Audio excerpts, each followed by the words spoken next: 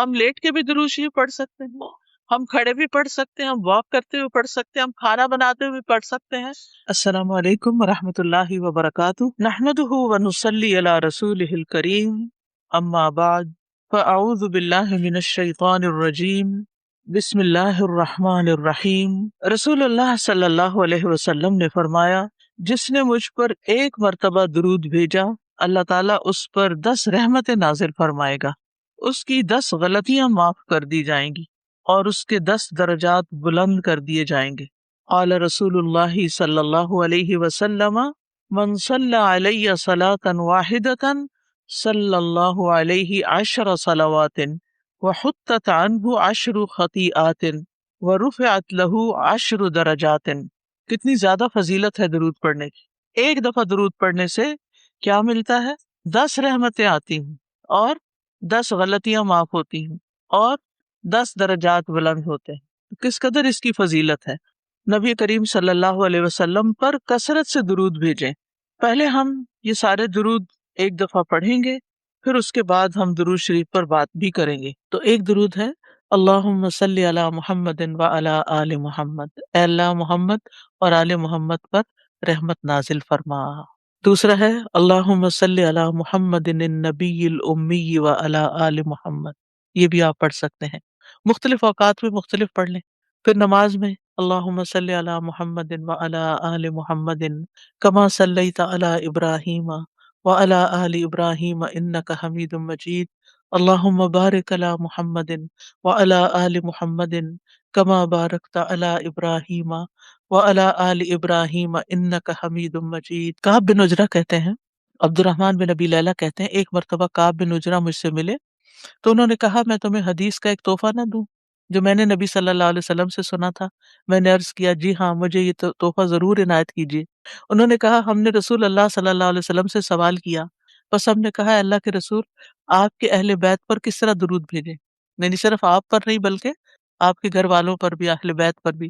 بے شک اللہ نے آپ پر سلام بھیجنے کا طریقہ تو ہمیں سکھا دیا ہے، تو اس پر آپ نے فرمایا یوں کہا کرو، اللہم صلی علی محمد وعلی آل محمد کما صلیت علی ابراہیم وعلی آل ابراہیم انک حمید مجید، اللہم بارک علی محمد وعلی آل محمد کما بارکت علی ابراہیم وعلی آل ابراہیم انک حمید مجید۔ اور پھر یہ ہے کہ رحمت کے علاوہ یہاں برکت کی دعا بھی الگ طور پر کی گئی ہے، ٹھیک ہے، صلات میں ویسے شامل ہے لیکن یہاں الگ طور پر برکت کی بات کی، اور انک حمید مجید، اللہ سبحانہ و تعالیٰ کی تعریف بیان کی گئی ہے۔ اسی طرح ایک اور درود ہے، اللہم صلی علی محمد وازواجہ وذریتہ کما صلیت علی ابراہیم وبارک علی محمد وازواجہ وذریتہ کما بارکت علی ابراہیم کما بارکت علی آل ابراہیم انک حمید مجید۔ پھر یہ ہے کہ درود شریف پڑھنے کے فائدے کیا ہیں۔ سورۃ الاحزاب میں اللہ سبحانہ وتعالیٰ فرماتے ہیں، ان اللہ وملائکتہ یصلون علی النبی یا ایھا الذین آمنوا صلوا علیہ وسلموا تسلیما، بے شک اللہ اور اس کے فرشتے نبی پر صلات بھیجتے ہیں، درود بھیجتے ہیں۔ اے لوگو جو ایمان لائے ہو، آپ پر صلاۃ و سلام بھیجو، خوب سلام بھیجنا۔ سورۃ الاحزاب کی اس آیت سے ہمیں رسول اللہ صلی اللہ علیہ وسلم کے بلند درجات کے بارے میں پتہ چلتا ہے کہ آپ کا درجہ کتنا بلند ہے، کہ اللہ سبحانہ و تعالیٰ فرشتوں کی مجلس میں، فرشتوں کے سامنے رسول اللہ صلی اللہ علیہ وسلم کی مدح و ثنا بیان کرتے ہیں۔ یعنی نبی صلی اللہ علیہ وسلم کی تعریف اللہ سبحانہ و تعالیٰ کہاں بیان کرتے ہیں؟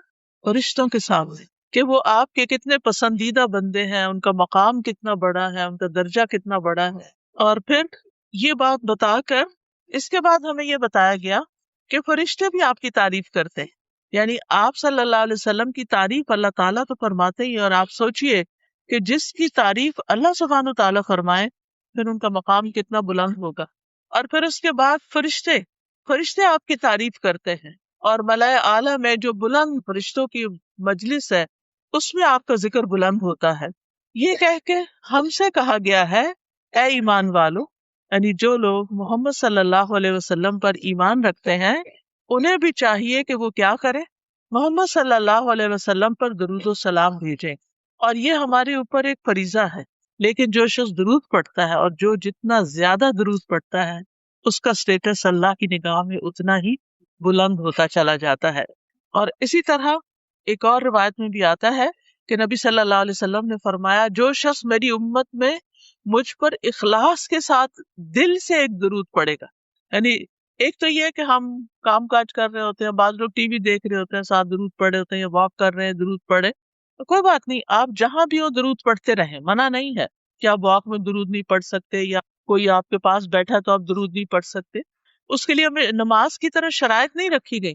نماز میں تو یہ ہوتا ہے نا کہ پھر آپ کو وضو کرنا ہوتا ہے، پھر آپ اپنا لباس پراپر رکھتے ہیں، پھر آپ قبلے کی طرف منہ کرتے ہیں، پھر آپ کو کسی سے بات نہیں کرنی، آپ کچھ کھا نہیں سکتے، آپ بول نہیں سکتے، آپ سو نہیں سکتے، آپ ہل جل نہیں کر سکتے. نماز کی تو یہ ساری شرائط ہیں، وہ تو ہمیں نماز کے لیے پوری کرنی ہے.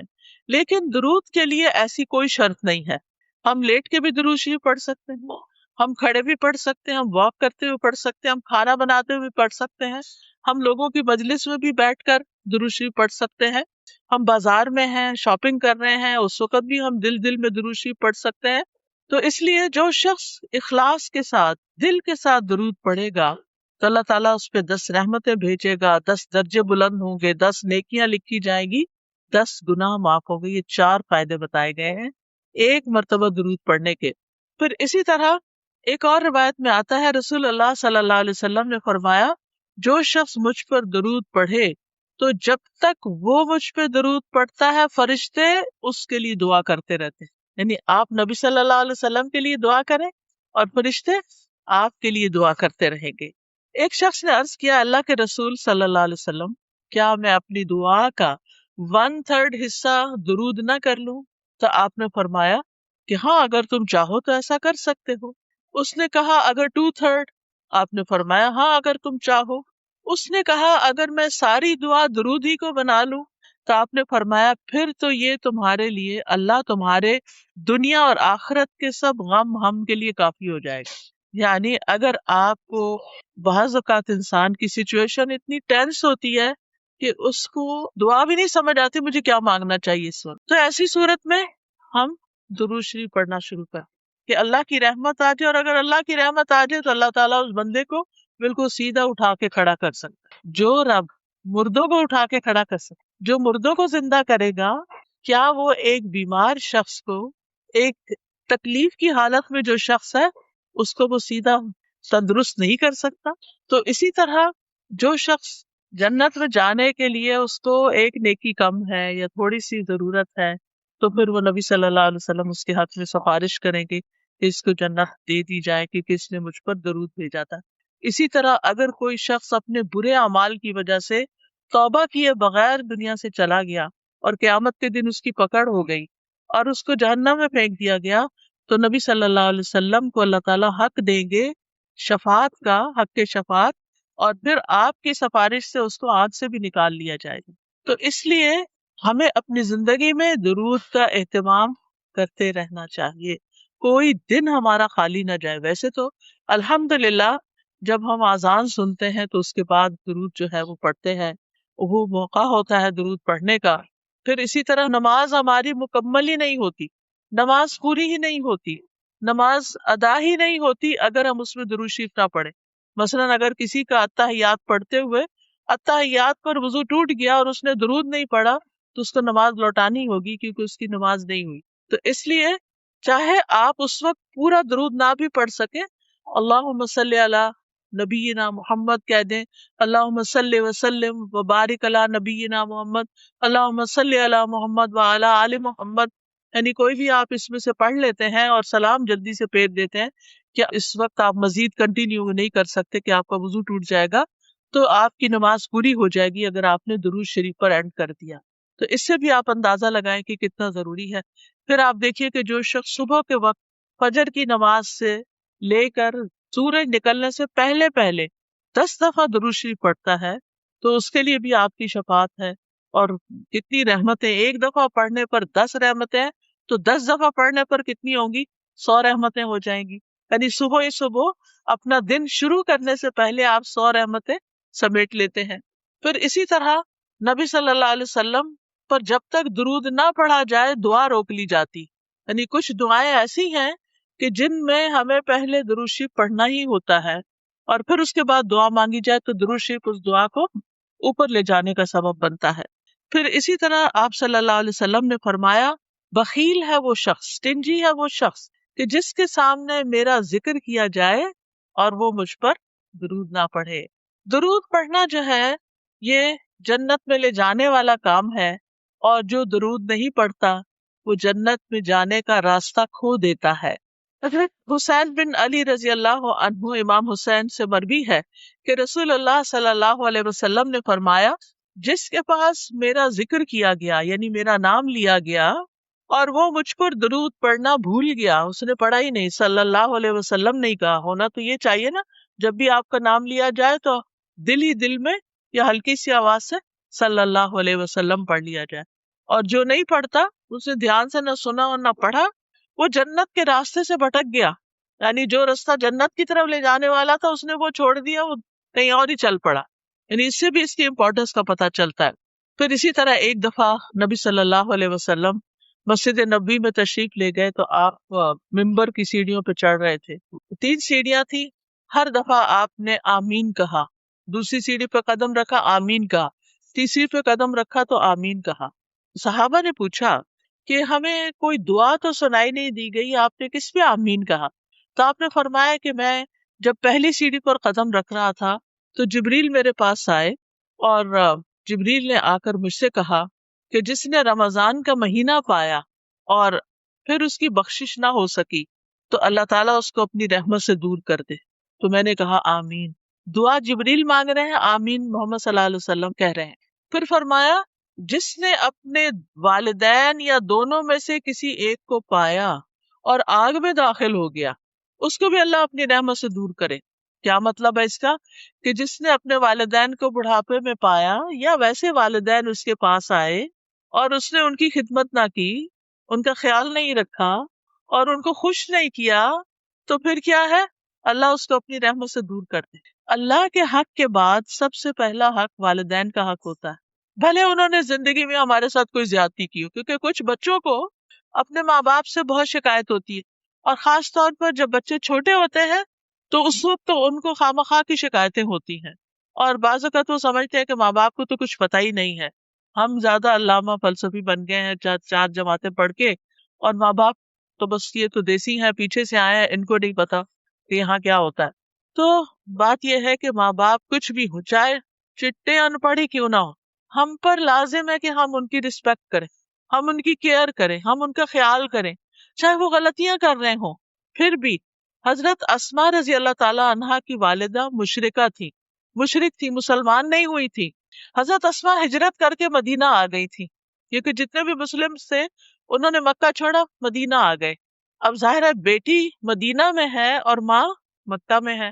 اب ماں کو کچھ ضرورت پیش آتی ہے تو وہ مکہ آتی ہے ٹریول کر کے. اس زمانے کا ٹریول 8 دن سے پہلے پہنچتے نہیں تھے لوگ، اور وہ آ کے اپنی بیٹی کے پاس جاتی ہے اور کہتی ہے کہ بیٹی مجھے کچھ ضرورت ہے، کچھ مال کی ضرورت ہے، میری کچھ ضروریات ہیں تو تم پوری کرو. کیونکہ اس کو پتا تھا کہ ابو بکر کی بیٹی ہے رضی اللہ تعالیٰ عنہ کی، اور ابو بکر ایک مالدار انسان ہے اور بیٹی کے پاس بھی ہوگا تو بیٹی مجھے کچھ دے گی.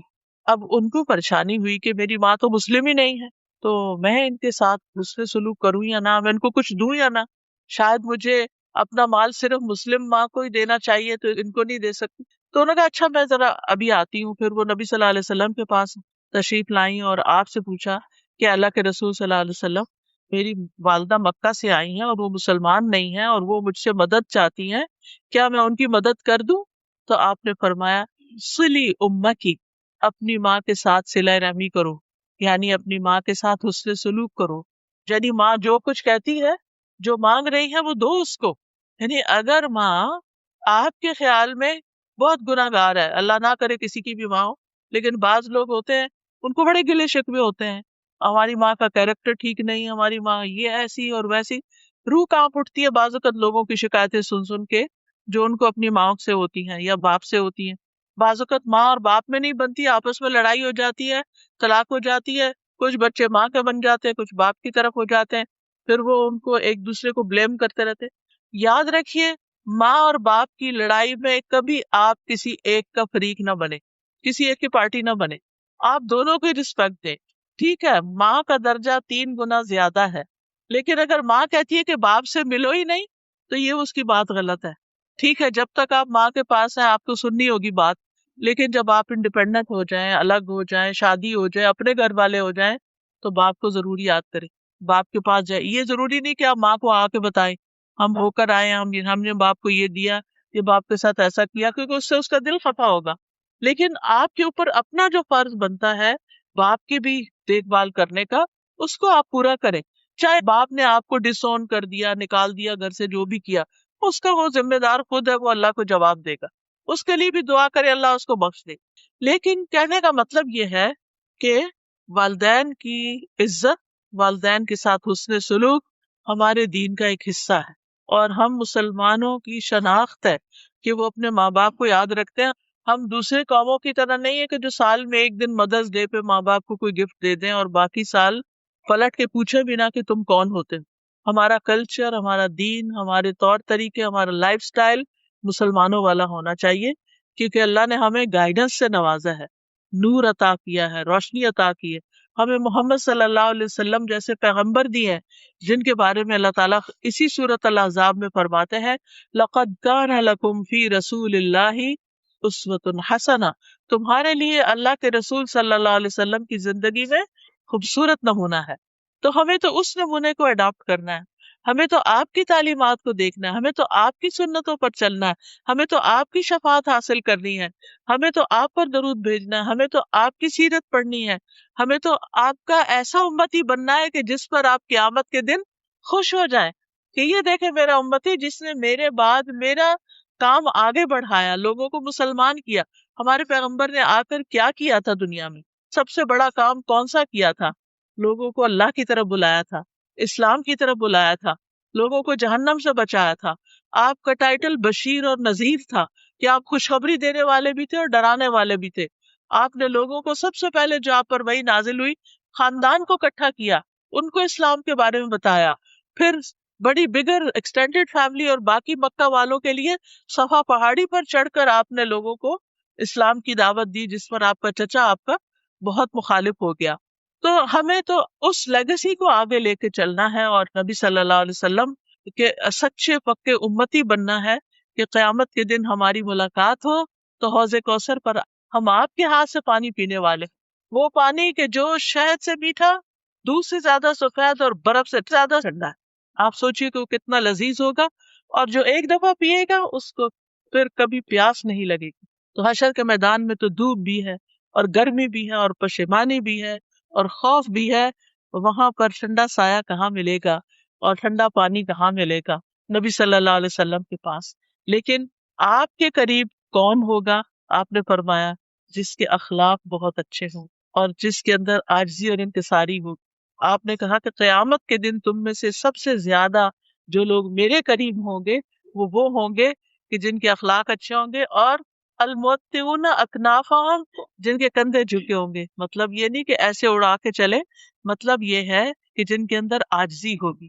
آپ دیکھیں کہ جب آپ کسی کو توجہ دیتے ہیں تو ایسے اپنے کندھے ہلکے سے جھکا لیتے ہیں. جب آپ کسی سے پیار لیتے ہیں یا آپ کسی کے ساتھ ملتے ہیں تو آپ اس کے طرف جھک جاتے ہیں، تو آپ کے کندھے آگے کو ہو جاتے ہیں. آپ کسی کی بات سنتے ہیں تو آپ اس کی طرف متوجہ ہوتے ہیں تو کندھے جھک جاتے ہیں.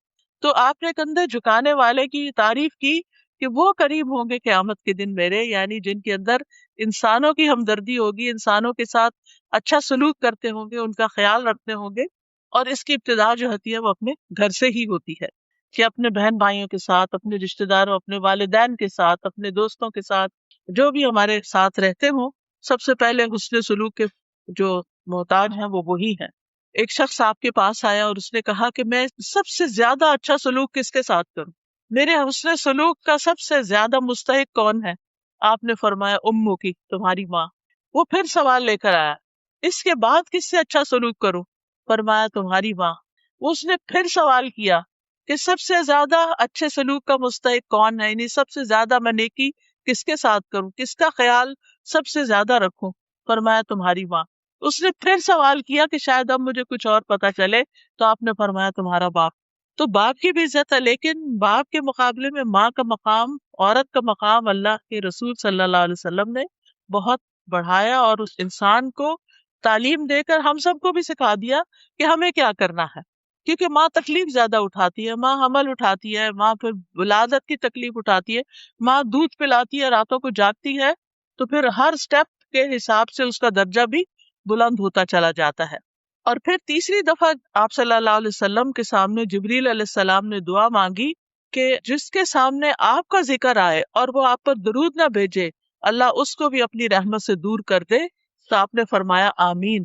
تو اس سے پتہ چلتا ہے کہ ہم میں سے ہر ایک کو خود سے بھی درود پڑھنا چاہیے، لیکن اگر کوئی پڑھ رہا ہو تو اس کے ساتھ ہمیں بھی یاد کرنا چاہیے نبی صلی اللہ علیہ وسلم کو، ہمیں بھی درود پڑھنا چاہیے۔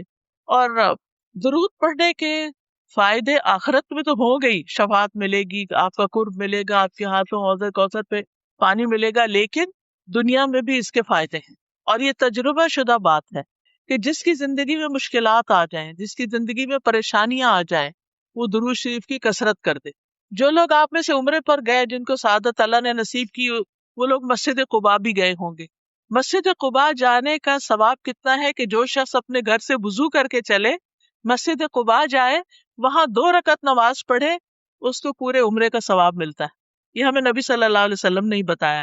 تو مسجد قباء کے ایک امام ہیں شیخ صالح المغامسی۔ صالح المغامسی جو تھے، ان کے دل میں کوئی تکلیف ہو گئی، تو ان کا ہارٹ کا آپریشن ہوا۔ جب ہارٹ کا آپریشن ہوا، آپریشن تو اچھا ہو گیا، لیکن نیکسٹ ڈے پتا چلا کہ خون واپس دل کے اوپر جم رہا ہے اور بہت خطرناک صورت پیدا ہو گئی ہے، اور دوبارہ آپریشن کرنا پڑے گا۔ اب جب وہ ہوش میں تھے، وہ خوش تھے پہلے کہ میرا آپریشن کامیاب ہو گیا، لیکن انہوں نے دیکھا کہ 10 ڈاکٹر آ گئے اور وہ آپس میں ڈسکشن کر رہے ہیں، تو ان کو سمجھ آئی کہ یہ کوئی مسئلہ گڑبڑ ہے۔ بہرحال انہوں نے آ کے خبر سنائی کہ آپ کا آپریشن دوبارہ ہوگا۔ اب آپ سوچئے کہ ایک شخص ایک دفعہ سرجری سے گزرا ہے اور دوسری دفعہ اب اس کی سرجری ہونے لگی ہے، تو اب کیا ہوا کہ کہتے ہیں کہ شیخ یہ خبر سن کے بے ہوش ہو گئے اور کلمہ پڑھنے لگے، اشہد ان لا الہ الا اللہ اشہد ان محمد رسول اللہ، کہ انہیں یہ لگا کہ اب تو میں دوبارہ بچتا نہیں ہوں، میری تو جان جانے والی ہے۔ اور اس کے ساتھ ہی انہوں نے کہا کہ ٹھیک ہے، آپ آپریشن کرتے ہیں تو کر لیجئے۔ اب ہوا یہ کہ وہاں پر ایک نرس تھی، لبنانی نرس، اس نے دیکھا کہ شیخ بہت پریشان ہے، وہ شیخ سے بڑی متاثر تھی، وہ نے پتا چلا کہ مسجد قباء کے امام ہے، تو آپ سوچئے کہ اگر ہمیں بھی پتا چلے تو ہم ضرور زیارت ملاقات کے لیے جائیں کہ اتنی بڑی شخصیت آئی ہے۔ تو نرس کو جب پتا چلا کہ شیخ کا آپریشن دوبارہ ہو رہا ہے اور اتنی بڑی تکلیف دوبارہ اٹھانے لگے ہیں، تو چونکہ لبنانی بھی عرب ہوتے ہیں، تو وہ شیخ سے کہنے لگی یا صالح صلی علی النبی وربی یفرج، شیخ صالح تم درود کیوں نہیں پڑھتے، اللہ مشکل آسان کر دے گا۔ سبحان اللہ، شیخ نے اسی وقت شروع کر دیا اللہم صلی علی محمد وعلی آل محمد، اللہم صلی علی محمد وعلی آل محمد، پڑھنا شروع کر دیا۔ شیخ اپنا یہ قصہ خود سناتے ہیں صحیح ہونے کے بعد، قسم اٹھا کے کہ کوئی چیز اندر تبدیل ہو گئی، یہ درود پڑھ رہے تھے اور کوئی چیز اندر تبدیل ہو گئی، اور جو میرے آپریشن کے لیے سارا تیاری کر کے رکھی ہوئی تھی وہ دھری کی دھری رہ گئی۔ یعنی کہ اینڈ میں دوبارہ انہوں نے جب ہارٹ کو سکین کیا ہوگا یا جو بھی اللہ جانے کیا، جب انہوں نے الٹرا ساؤنڈ کی اسکرین دیکھی تو حیران ہو گئے کہ یہ تو سب کچھ ٹھیک ہو گیا ہے، سب تبدیل ہو گیا ہے اندر، تب ضرورت نہیں رہی۔ اور شیخ اس وقت رونا شروع ہو گئے کہ یہ درود شریف کی برکت سے ہوا۔ تو آپ دیکھیے کہ یہ کسی عام انسان کا قصہ نہیں ہے، شیخ ہیں جو خود لوگوں کو ہر وقت تعلیم دیتے ہیں، ان کے اتنے بے شمار لیکچر ہیں، میں ہر ہفتے ان کے لیکچر، جب میں تدبر قرآن ویکینڈ پہ میری کلاس ہوتی ہے قرآن مجید کی تفسیر کی، تو میں ان کو ضرور سنتی ہوں، اور اب تو ویک ڈیز میں بھی ہو رہی، تو الحمدللہ اللہ نے موقع دیا، تو ماشاءاللہ یہ اتنی اچھی قرآن کی تفسیر کرتے ہیں، عربی میں ہوتی ہے آبویسلی، اتنی اچھی تفسیر کرتے ہیں کہ بالکل نئے طریقے سے چیزیں سمجھ میں آتی ہیں۔ اب ایک شخص جو اتنا بڑا عالم ہو، کسی معمولی شخص کو کوئی مسجد قباء کا امام نہیں لگایا جاتا، اس کا علم، اس کا تجربہ، اس کے کریڈینشلز کیسے ہوں گے، لیکن ہوتا یہ ہے کہ ہم سب انسان ہیں، کوئی کتنا بھی نیک ہو، کوئی کسی بھی درجے پہ پہنچا ہوا ہو، کوئی کسی بھی مقام پہ ہو، یاد نہیں رہتا، اور خاص طور پہ جب تکلیف پریشانی آتی ہے تو بھول جاتے ہیں کہ اس وقت ہم درود بھی پڑھ سکتے ہیں۔ تو اس وقت ہو سکتا ہے کہ ایک بالکل عام شخص جس کے پاس بہت نالج نہ ہو، لیکن اس نے ایک چیز پکڑی بھی ہو علم کی اور اس پر عمل کرنے والا ہو سکتا ہے وہ نفس خود بہت پڑھتی ہو تو جو شخص خود کوئی چیز کرتا ہے، جب وہ کچھ کہتا ہے تو اس کے کہنے کا اثر بھی اور ہوتا ہے، اور پھر دوسرے پہ جو اثر ہوتا ہے اور دوسرا جب وہ کام کرتا ہے اس کو بھی فائدہ ہوتا ہے، کیونکہ نیک عمل کی برکتیں بہت ہوتی. وہ خاتون نے کا کہنا اور شیخ کا پڑھنا اور یہ سب چینج ہونا، اور انہوں نے واقعہ بیان کیا اور قسم کھا کے بتایا کہ یہ بالکل سچا واقعہ ہے، تو اس سے یہ پتہ چلتا ہے کہ ہم میں سے ہر ایک کو اپنی زندگی میں درود شریف کی کثرت کر دینی چاہیے، اور خاص طور پر جمعے کے دن جو ہے وہ آپ صلی اللہ علیہ وسلم نے خود حکم دیا ہے کہ جمعے کے دن یعنی جمعے کی رات سے ہی شروع ہو جائے. جمعرات کا دن جب اینڈ ہوتا ہے اور مغرب ہو جاتی ہے تو جمعہ شروع ہو جاتا ہے. عربی زبان میں رات پہلے آتی ہے کیونکہ لونر کیلنڈر استعمال کرتے ہیں نا، چاند کا رات والا، تو وہ چاند کے نظر آنے سے شروع ہو جاتا ہے نا کیلنڈر، یعنی جس وقت چاند نظر آئے مہینہ شروع ہو گیا، رمضان شروع ہو گیا، آپ روزے سے پہلے ہی تراویح شروع کر دیتے ہیں. لیکن جو دوسرا کیلنڈر ہے ہمارا شمسی کیلنڈر، چونکہ ہم سورج کے ساتھ وہ سب کرتے ہیں تو وہ ہمارا دن سے کیلنڈر شروع ہوتا ہے، ان کا رات سے شروع ہوتا ہے. تو جتنا بھی ہے عربی میں رات کا ذکر پہلے آتا ہے. تو جب رات ہو جائے یعنی کہ جمعرات ختم ہو اور جمعے کی رات شروع ہو جائے تو درود کی کثرت شروع کر دیا کریں. اللہ ہم سب کو توفیق عطا فرمائے